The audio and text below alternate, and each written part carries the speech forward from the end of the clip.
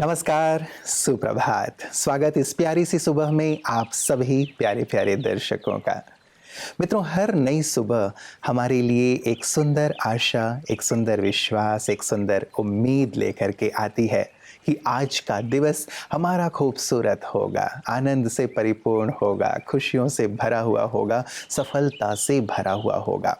इसी आशा के साथ ही तो हम अपने जीवन में आगे बढ़ते हैं।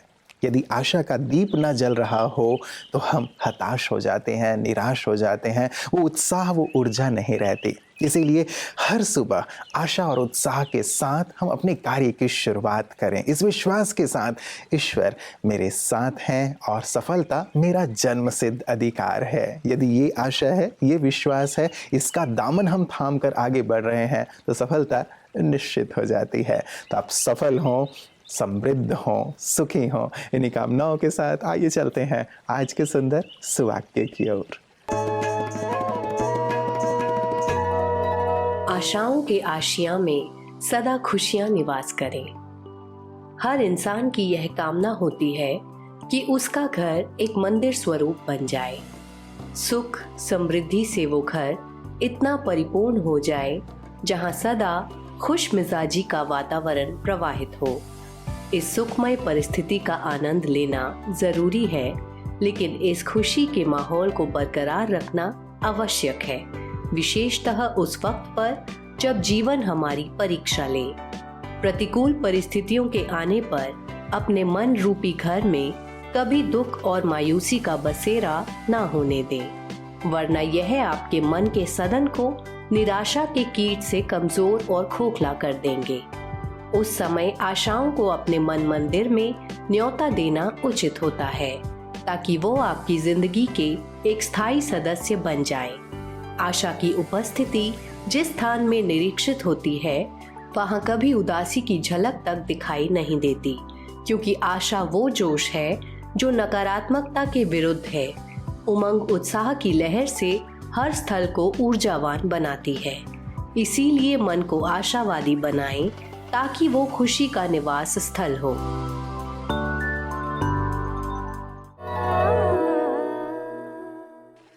मित्रों, सुप्रसिद्ध वैज्ञानिक स्टीफन हॉकिंग, हम जानते हैं ब्रह्मांड के बारे में उनके शोध को आज सभी सिर माथे रखते हैं। उन्होंने बहुत सारे गहन रहस्यों को उजागर किया, लेकिन जब वो युवा थे तभी उन्हें मोटर न्यूरॉन नामक बीमारी हो गई, जिसके कारण पूरा ही शरीर लकवाग्रस्त होने लगा।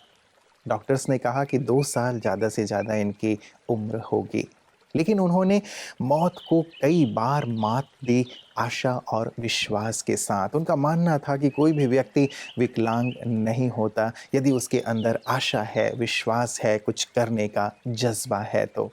और इसी आशा विश्वास के साथ उन्होंने सफलतापूर्वक पूरे 50 वर्ष एक ऐसे शोध को दिया जो शोध आज सारे संसार के लिए प्रकाश का कार्य कर रही है।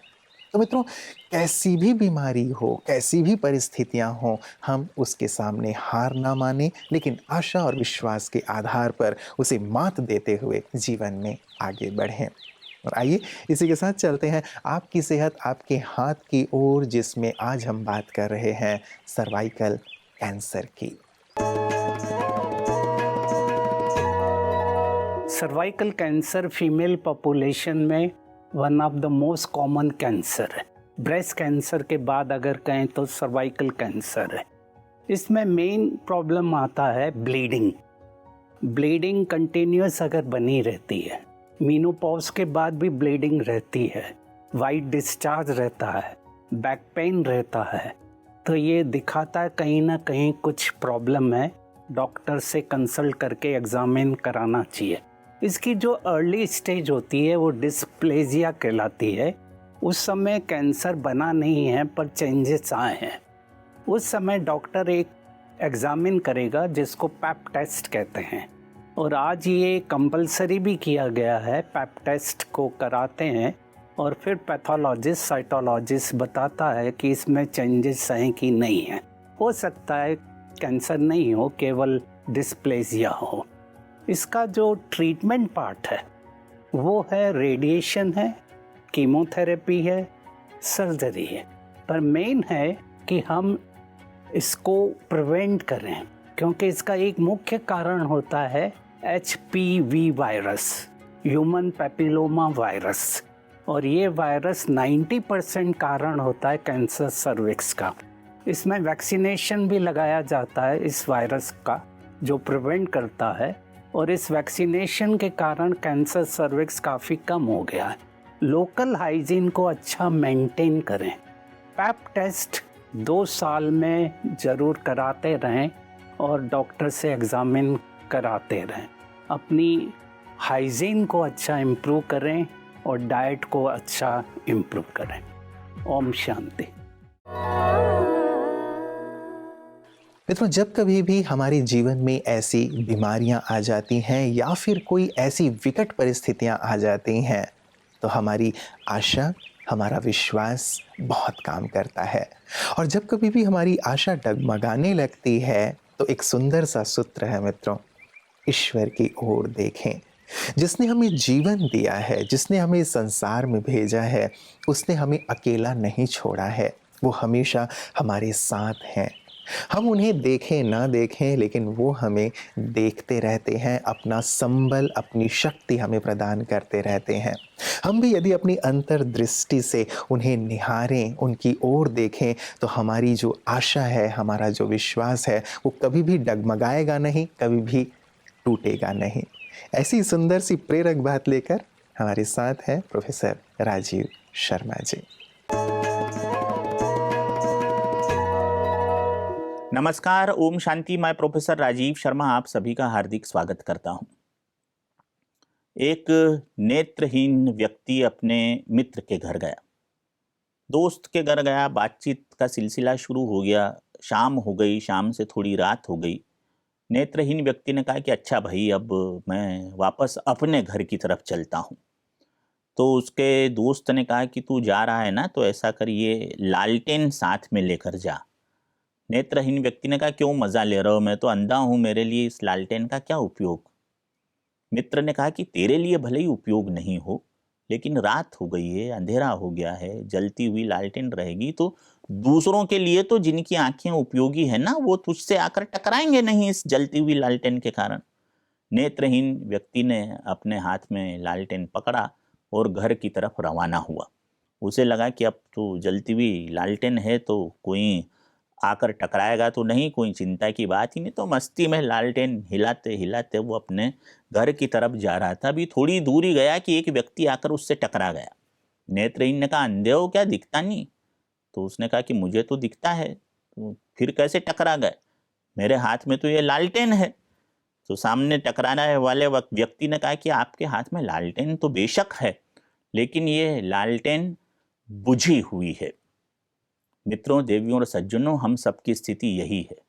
हमारी अपनी खुद की लालटेन यानी प्रज्ञा बुझी हुई है और हम दूसरों की कमियों को, दूसरों के दोषों को देखते फिरते हैं, खोजते फिरते हैं। जिंदगी के धुंधले दर्पण में क्यों खुद की नजर नहीं जाती?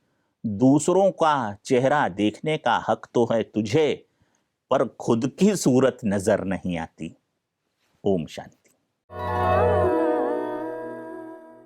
अपने मन के तार हम कैसे ईश्वर से जोड़ें, या कैसे अपने अंतर्दृष्टि से हम उन्हें निहारें, कैसे उनके साथ का अनुभव करें, यही सुंदर सीख, शिक्षा, प्रेरणा ब्रह्मा कुमारी संगठन सभी को प्रदान करती है।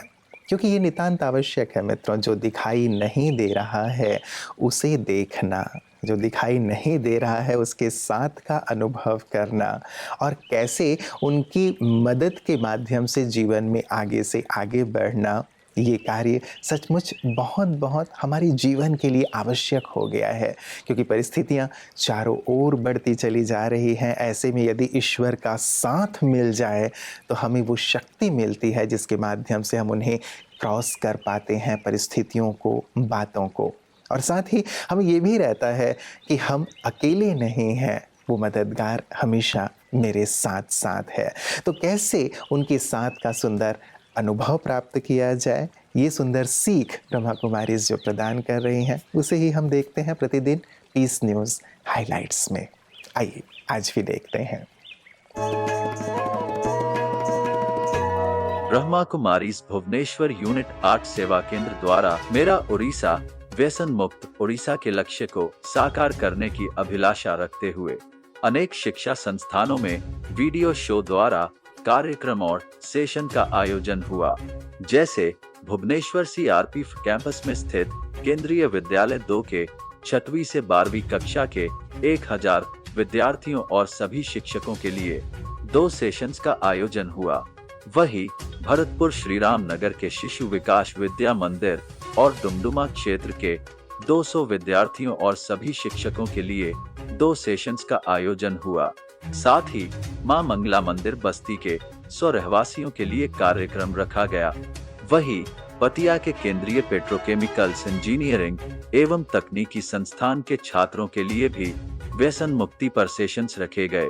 साथ ही राजधानी इंजीनियरिंग कॉलेज के लिए सेशन का आयोजन हुआ। एक प्रेस मीट का भी प्रबंध किया गया। खंडगिरी के सेंट सेवियर हाई स्कूल और विकास रेजिडेंशियल स्कूल के लगभग 1000 विद्यार्थियों और सभी शिक्षकों के लिए भी व्यसन मुक्ति के कार्यक्रम का आयोजन किया गया।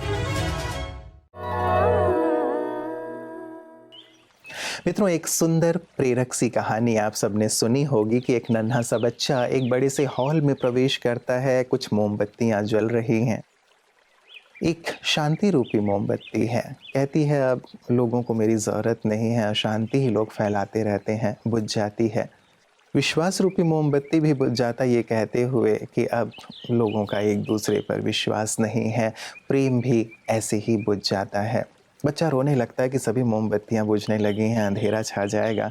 तभी आशा रूपी मोमबत्ती ये कहते हुए जगमगा उठती है कि मैं हूँ ना, मैं सभी बुझे हुए दीपकों को, मोमबत्तियों को पुनः प्रज्वलित करूँगी, क्योंकि आशा है तो सब कुछ है। सच में मित्रों, आज हमने शुरुआत भी आशा से ही की थी। हम अपनी आशा को, अपने विश्वास को बनाए रखें, क्योंकि जहाँ आशा है वहाँ हर कार्य सहज हो जाता है, सरल हो जाता है। तो विश्वास अपने ऊपर भी, विश्वास परमात्मा पे कि आज का दिन, आने वाला हर दिन मेरा मंगलमय होगा। ये सोच, ये विश्वास ही हमारे जीवन को सुंदर से सुंदरतम बनाती चलती है। तो आपका आज का दिन, पूरा जीवन आनंद से परिपूर्ण हो, इन्हीं शुभकामनाओं के साथ नमस्कार। ओम शांति।